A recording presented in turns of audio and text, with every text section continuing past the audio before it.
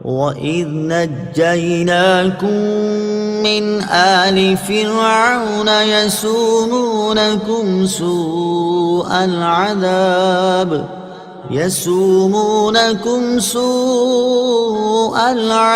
يذبحون أبناءكم ويستحيون نساءكم وفي ذلكم بلاء من ربكم عظيم۔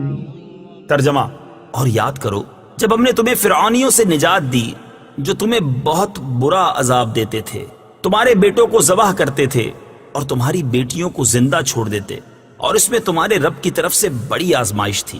وَإِذْ نَجَّيْنَاكُمْ مِنْ آلِ فِرْعَوْنَ، اور جب ہم نے تمہیں فرعونیوں سے نجات دی۔ تفسیر صراط الجنان میں ہے، اس سے پہلی آیات میں بنی اسرائیل پر کی گئی نعمتوں کا اجمالی طور پر ذکر ہوا، اور اب یہاں سے ان نعمتوں کو تفصیل کے ساتھ بیان کیا جا رہا ہے۔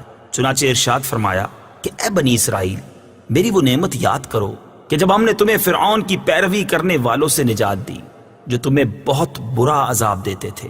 فرعون نے بنی اسرائیل پر نہایت بے دردی سے محنت و مشقت کے دشوار کام لازم کر رکھے تھے۔ پتھروں کی چٹانیں کاٹ کر ڈھوتے ڈھوتے ان کی کمریں اور گردنیں زخمی ہو گئی تھیں۔ غریبوں پر ٹیکس مقرر کیے ہوئے تھے جو غروب آفتاب سے قبل جبرن وصول کیے جاتے تھے، اور جو ٹیکس نہ دے پاتا اسے سخت سزائیں ملتی تھیں۔ فرعون کا مختصر تعارف۔ جس طرح فارس کے بادشاہ کا لقب کسرا، روم کے بادشاہ کا قیصر اور حبشہ کے بادشاہ کا لقب نجاشی تھا، اسی طرح قبطی اور عمالقہ قوم سے تعلق رکھنے والے مصر کے بادشاہوں کا لقب فرعون ہوتا تھا۔ حضرت موسیٰ علیہ السلام کے زمانے کے فرعون کا نام ولید بن مصعب بن ریان تھا، اور اس آیت میں اسی کا ذکر ہے۔ اس کی عمر 400 سال سے زیادہ ہوئی۔ نیز اس آیت میں آل فرعون سے اس کے پیروکار مراد ہیں۔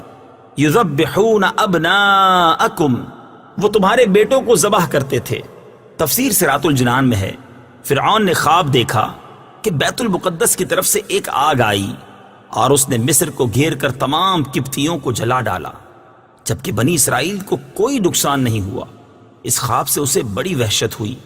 کاہنوں نے تعبیر دی کہ بنی اسرائیل میں ایک لڑکا پیدا ہوگا جو تیری ہلاکت اور تیری سلطنت کی تباہی کا سبب بنے گا۔ یہ سن کر فرعون نے حکم دیا کہ بنی اسرائیل میں جو لڑکا پیدا ہو اسے قتل کر دیا جائے۔ یوں ہزاروں کی تعداد میں بچے قتل کیے گئے۔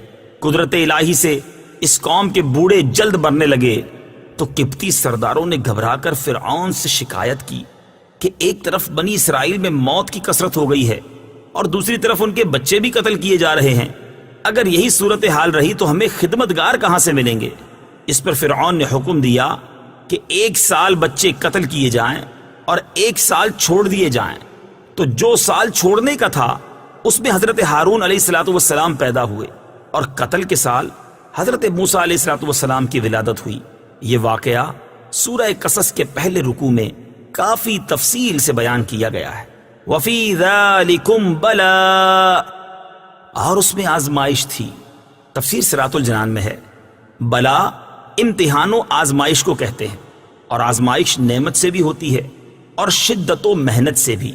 نعمت سے بندے کی شکر گزاری اور محنت و مشقت سے اس کے صبر کا حال ظاہر ہوتا ہے۔ اس آیت میں اگر ذالکم کا اشارہ فرعون کے مظالم کی طرف ہو تو بلا سے محنت و مصیبت مراد ہوگی، اور اگر ان مظالم سے نجات دینے کی طرف اشارہ ہو تو بلا سے نعمت مراد ہوگی۔